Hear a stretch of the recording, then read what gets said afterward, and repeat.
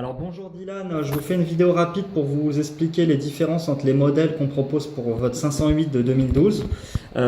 Donc pour aller sur le site, vous tapez autoradiogpswifi.com, autoradiogpswifi.com. Vous rentrez sur le site, vous avez un fond d'écran noir. Ensuite, vous pouvez taper tout simplement 508 dans la recherche. Sinon, vous êtes dans la rubrique GPS et dans la sous-rubrique Peugeot. Comme ça, Peugeot. Vous descendez, vous cliquez là. Le mieux, c'est de taper 508, comme ça, vous avez les deux modèles directement. Donc, on a le nouveau modèle à 499, l'ancien modèle à 399. Sur les deux modèles, on est sur un écran de marque Sharp, une lentille de marque Sony et un processeur de marque Hitachi. Et on est sur un ampli Toshiba.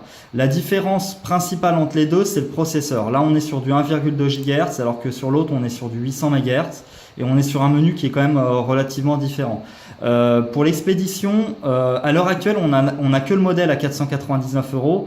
Et celui à 399, c'est une fin de série. Donc, il va bientôt sauter par rapport au site internet. Donc, pour le moment, on n'a que celui à 499 €. On n'a qu'un seul modèle en stock.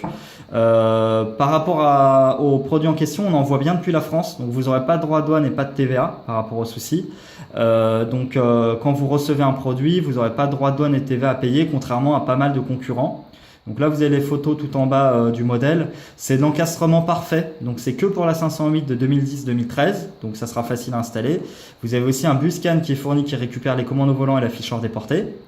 Et par rapport à ça, donc vous pouvez l'installer vous-même. Il n'y a pas besoin d'aller voir un monteur pour le faire installer. Après, on a une liste de monteurs partenaires si vous préférez. Mais sachez qu'ils vont vous facturer à peu près 60 ou 70 € par heure de pause. Donc autant le faire soi-même dans ces cas-là parce que, en l'occurrence, pour cette autoradio-là, c'est facile.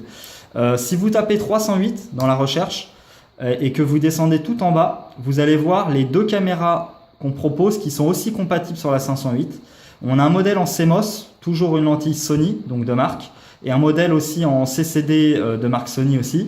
Là, la différence, ça va se jouer au niveau de la résolution et le contraste et la luminosité. Donc en nuit noire, celui à 79 €, vous verrez beaucoup mieux. Après, vous pouvez aussi taper dans la recherche WTR. C'est pas obligatoire, mais ça vous fait gagner du temps pour la pause. Ça vous évite de faire passer le câble entre la caméra et l'autoradio.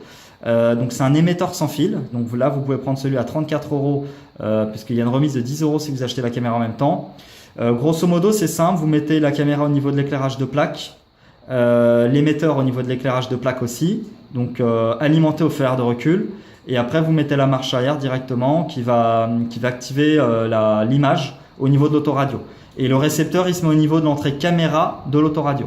Je vous rappelle dans 2-3 minutes, comme ça si vous avez d'autres questions on pourra en discuter. Merci.